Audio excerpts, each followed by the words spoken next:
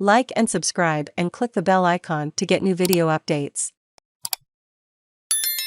Boris Johnson responds to Partygate report, which blames culture of UK PMS office, but while the report published on Wednesday said the blame for rule-breaking lies at the top of government, Johnson insisted again that he did not knowingly break any rules. He ignored calls from opponents to resign. The Prime Minister said he was humbled, and had learned a lesson, but that it was now time to move on, and focus on the government's priorities.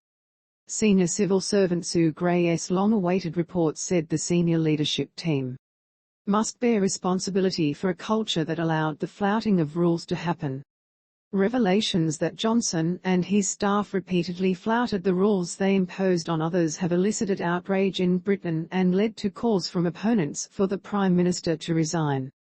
But most lawmakers in his party have so far stood by him, and it is not yet clear if the much-anticipated report will change that. Gray investigated 16 gatherings attended by Johnson and his staff in 2020 and 2021 while people in the UK were barred from socialising, or even from visiting sick and dying relatives, because of coronavirus restrictions.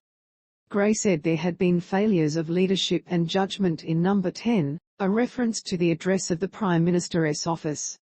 Those in the most junior positions attended gatherings at which their seniors were present, or indeed organised, she said.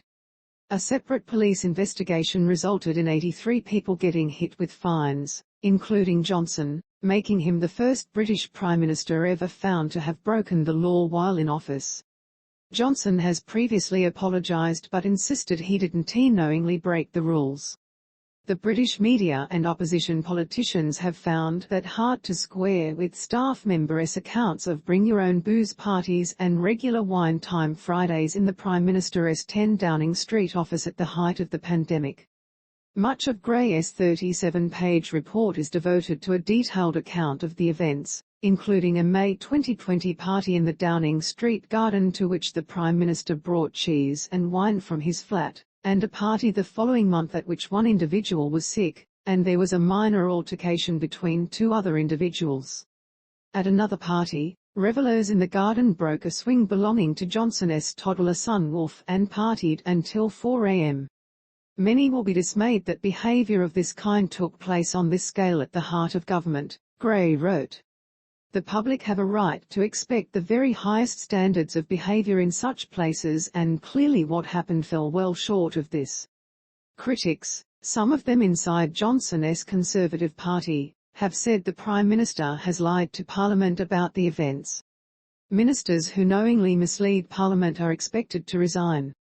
Johnson has clung on to power so far, partly because Russia's invasion of Ukraine diverted public and political attention. Some Conservatives who considered seeking a no-confidence vote in their leader decided it would be rash to push Johnson out in the middle of the war, which is destabilising Europe and fueling a cost-of-living crisis. The Prime Minister got a further reprieve when the Metropolitan Police told him last week that he wouldn't be getting any more fines even though he attended several events under investigation. But Gray's conclusions could revive calls from Conservative lawmakers for a no-confidence vote in the leader who won them a big parliamentary majority just over 2 years ago. Under party rules, such a vote is triggered if 15% of party lawmakers, currently 54 people, write letters calling for one.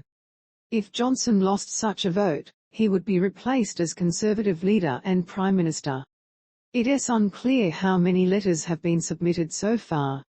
Environment Secretary George Eustice defended the Prime Minister on Wednesday but acknowledged that the boundary between what was acceptable and what wasn't got blurred, and that was a mistake.